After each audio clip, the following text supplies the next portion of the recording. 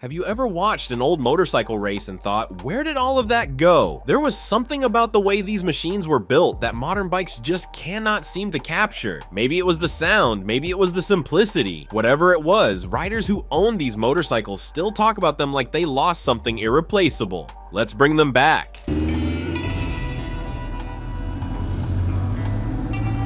1. Honda CB7504, 1969. You might have seen a motorcycle that made everything around it look outdated the moment it arrived. That's exactly what happened in 1969. Honda rolled out the CB7504 and the entire motorcycle world went quiet for a second, then scrambled to catch up. 4 cylinders, 4 exhaust pipes running side by side, a front disc brake that no production motorcycle had ever carried before, an electric starter, because Honda decided riders had kicked enough engines to life already. Top speed of 124 miles per hour, and a price tag of just $1,495, while British rivals were charging more money for far less machine. Honda expected to sell around 1,500 units a year. They were moving over 3,000 a month. But here's what the numbers don't tell you. People didn't just buy the CB750, they stopped on pavements to stare at it. Teenagers built their entire dream of motorcycling around it. Riders who'd never cared about Japanese bikes walked into dealerships, saw one, and walked out having spent their savings. That's not a product, that's a moment. It won the 1970 Daytona 200. It invented the word superbike. It proved that Grand Prix technology didn't have to stay locked inside a racing paddock. Ordinary people deserved it too. And it stayed in production for 39 years because nobody could argue it was time to stop. When a clean original CB750 rolls past today, people still turn their heads. Not because it's rare, because some machines carry a feeling that never gets old. The CB7504 gave an entire generation its first taste of what motorcycling could really be. The CB750 was the bike everyone wanted, but the one everyone needed was Triumph Bonneville T120, 1959.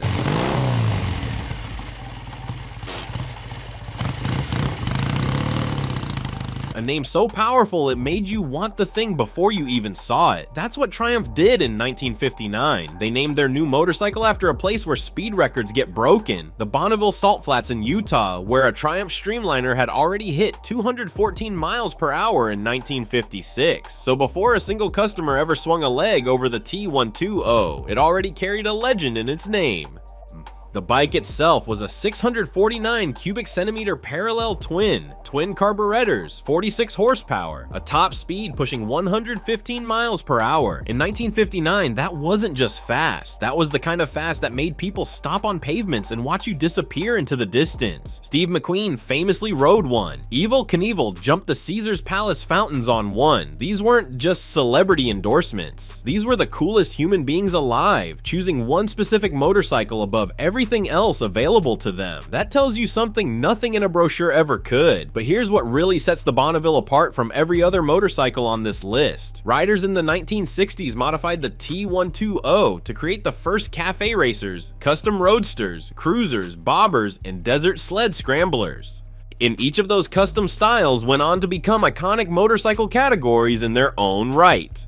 Think about that. Every custom motorcycle culture that exists today traces its DNA directly back to this one bike. Over 367,000 new generation Bonnevilles have been sold since Triumph revived the name in 2001. People don't just remember the T120, they're still chasing it. The Bonneville was the soul of motorcycling, but the machine that built its backbone was Harley-Davidson Knucklehead EL.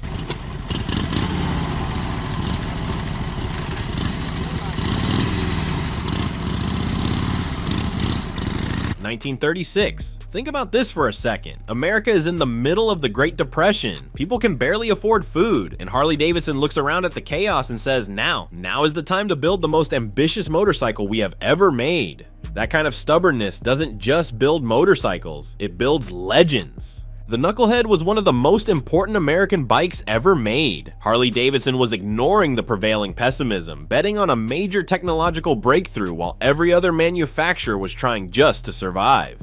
The result was a 988 cubic centimeter overhead valve V-twin producing 40 horsepower, 10 more than anything Harley had built before it. Only 41,000 Knuckleheads were ever made across its entire production run from 1936 to 1947. It got its nickname the only way a real legend can, naturally. The rocker boxes on the engine were shaped like the knuckles on a clenched fist. Nobody at Harley named it that. Riders did. That's how you know it meant something. In 1937, factory rider Joe Petrali took a modified Knucklehead down Daytona Beach and hit 136 miles per hour, setting a world record. Then that same year, and another EL covered 1,825 miles in 24 hours to set an endurance record. Speed and stamina, both, at once. When you mention the word knucklehead to any Harley enthusiast today, you notice an immediate gleam in their eye, even if they were never alive during its heyday. That's not nostalgia, that's something deeper. Every Harley-Davidson you see on the road today, every engine, every silhouette, every rumble at a stoplight, traces its bloodline back to this machine. The Knucklehead was America's war cry, but Britain's answer to it was Norton Commando 750/850, 1967 to 1977.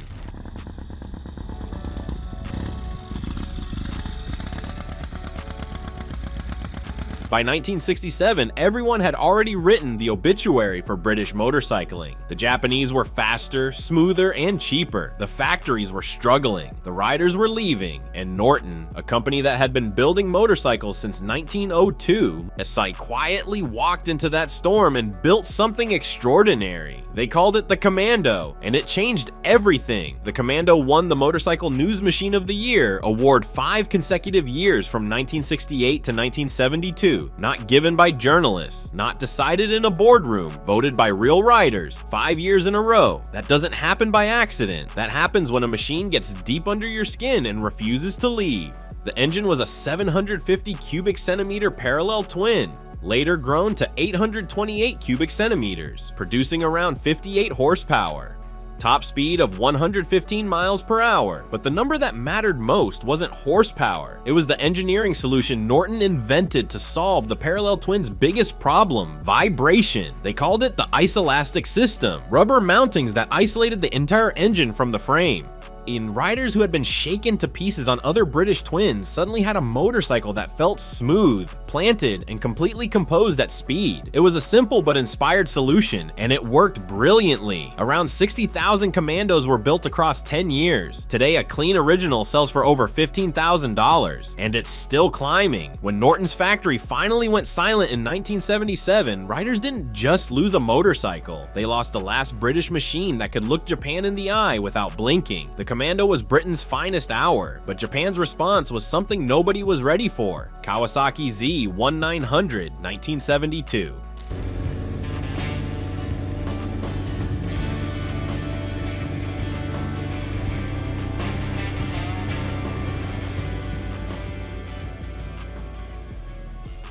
Here's something most people don't know. The Z1 almost never existed. Kawasaki had already finished building their own 750 cubic centimeter 4-cylinder motorcycle. Years of engineering, ready to go. And then Honda announced the CB750, and Kawasaki scrapped everything overnight. The directive came down immediately. Make it bigger, make it faster, make Honda look small. They codenamed the project New York Steak because they wanted the premium cut of the market and nothing less. What they built was the 903 cubic centimeter Z1. Double overhead cams, the first large capacity Japanese motorcycle to ever use them on a production machine. 82 horsepower, a top speed of 130 miles per hour. When it launched in 1972, it didn't just outperform the CB750, it made the CB750 feel like a warm-up act. Cycle magazine tested it and called it the most powerful production motorcycle on earth. Riders who saw one in a dealership window described it the same way people describe falling in love: sudden, overwhelming, and completely irrational. As if the Z1 won the MCN Machine of the Year award every single year from 1973 to 1976. Then in 1972 at Daytona, a Z1 set the world 24-hour endurance record, covering 2,631 miles at an average speed of 109 miles per hour. Speed and stamina. Again, at the same time, the Society of Automotive Engineers of Japan lists the Z1 as one of their 240 landmarks of Japanese automotive technology. Not motorcycling technology, all technology. That's the company it keeps. Clean clean original Z1S today sell for $20,000 and beyond, and every single buyer thinks they got a bargain. The Z1 was the king of performance, but the next motorcycle on our list made you feel something the Z1 would never, and that is Moto Guzzi 7 Sport, 1971 to 1974.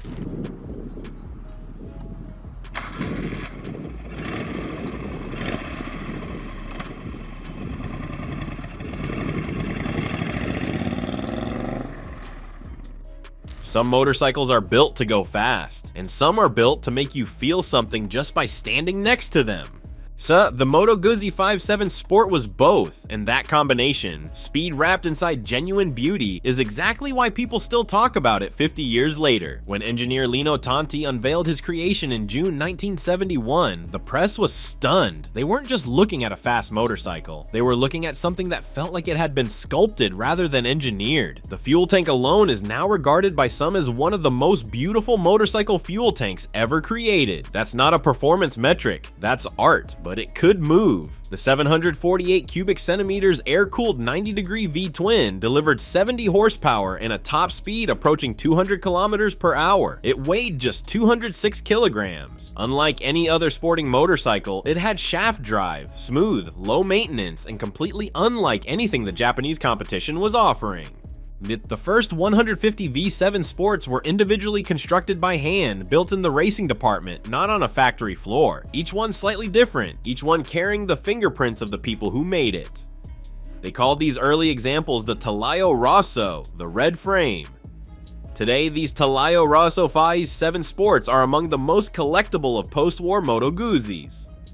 One sold at auction in 2023 for £32,000. Buyers considered it a bargain. Moto Guzzi built the V7 Sport for just 3 years. 3 years, and it still shaped everything the company built for the next 5 decades. Some machines leave quietly. The V7 Sport left a hole nobody has ever properly filled. The V7 Sport was beauty on 2 wheels, but the machine that rewrote the rules of speed was Yamaha RD350, 1973 to 1975.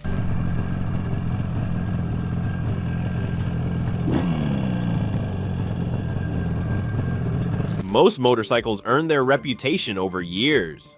The Yamaha RD350 earned its in the first corner. It was 350 cubic centimeters, barely, in a world where 750s dominated and size was everything. The RD350 showed up looking almost modest, and then proceeded to humiliate everything around it. The engine was a 2-stroke parallel twin. 39 horsepower sounds ordinary until you consider what it was pushing, a motorcycle that weighed just 154 kilograms. That power to weight ratio wasn't just impressive for 1973, it was almost unfair. Riders who twisted the throttle for the first time described it as being catapulted rather than accelerated. The power band hit hard, it hit fast, and it did not apologize. Club racers discovered this immediately. Here was a 350 cubic centimeter machine consistently outrunning 750s in real-world conditions, not on paper, not in a magazine test, but on actual circuits with actual riders. Shit, the bigger bikes had the numbers. The RD350 had the momentum. And momentum, as any real rider knows, wins. Yamaha equipped it with their torque conduction system, a reed valve design that broadened the power band and made the engine tractable even at lower revs. This wasn't just for racing, everyday riders felt it too. The RD350 rewarded skill without punishing inexperience. Around 37,000 units were sold in the United States alone in 1973. Dealerships couldn't keep them in stock. Riders who had never considered a small displacement machine were lining up for one. Then emissions regulations arrived, and just like that, the 2-stroke era ended. No warning, no replacement, just silence where that screaming twin used to be. Its simplicity and raw power have made it a nostalgic favorite among collectors, especially those who remember its dominance on the roads and tracks of the 1970s. The RD350 proved size was never the whole story, but the machine that proved an entire nation's pride was Indian Chief, 1922 to 1953.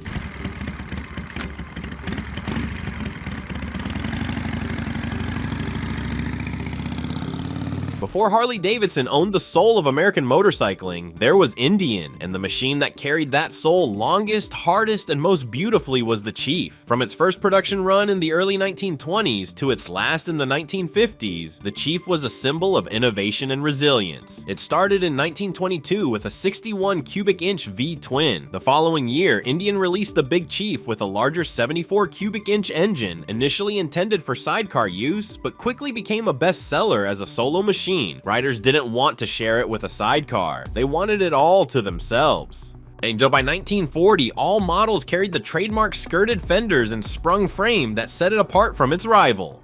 Much more colorful than its black-clad adversary, the Chief was a lively and vibrant machine that turned heads wherever it went. The 1947 models came in jet black, seafoam blue, and Indian red. Later models were capable of achieving 85 miles per hour and doing it in colors that made every other motorcycle on the road look underdressed. When Indian resumed production after World War II, the only bike it built was the Chief, meaning it was also the last bike built when the company closed its doors in 1953. Think about that. Out of everything Indian had ever made, the Chief was the one they chose to carry them to the very end. Today, owning an original Indian Chief is like holding a piece of the past. See, a reminder of a time when craftsmanship and style were everything. Original examples now sell for $40,000 to $80,000, and every buyer walks away feeling like they got the better end of the deal. The Chief died so that an entire mythology could live. The Indian Chief was America's past, but what Germany built next was something nobody saw: BMW R90S, 1973 to 1976.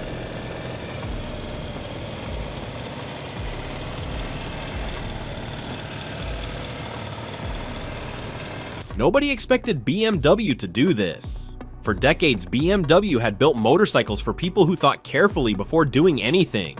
Sensible machines, reliable machines, machines that started every morning and never complained, and riders loved them for exactly that. Then 1973 arrived, and BMW built the R90S. The engine was a 898 cubic centimeters air-cooled boxer twin producing 67 horsepower. That made it the fastest production motorcycle in the world at launch, with a top speed of 125 miles per hour.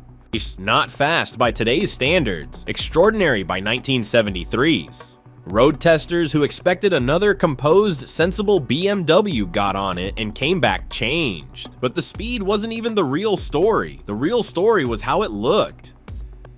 BMW painted it in a deep smoke gray with hand-applied orange pinstriping. They added a small handlebar fairing that gave it a crouched, purposeful stance. They fitted twin Dell'Orto carburetors that gave it a voice nobody expected from a BMW. Riders who had never given the brand a second thought walked into showrooms, saw one, and immediately started working out their finances. The R90S won the inaugural AMA Superbike Championship in 1976, ridden by Reg Pridmore, beating purpose-built Japanese and Italian machines on their own terms. A BMW winning a Superbike championship.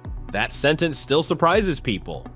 Only 17,455 were ever built. Today, clean examples sell for $25,000 and rising every single year. The R90S was the moment BMW proved it could be dangerous when it wanted to be. Riders who found one in a garage, under a tarp, keys still in the ignition, they describe it the same way every time, like discovering something that was never meant to be found. The R90S was the machine every rider remembers, but the one that made the whole world stop and stare was Suzuki GT750, the Water Buffalo, 1971 to 1977.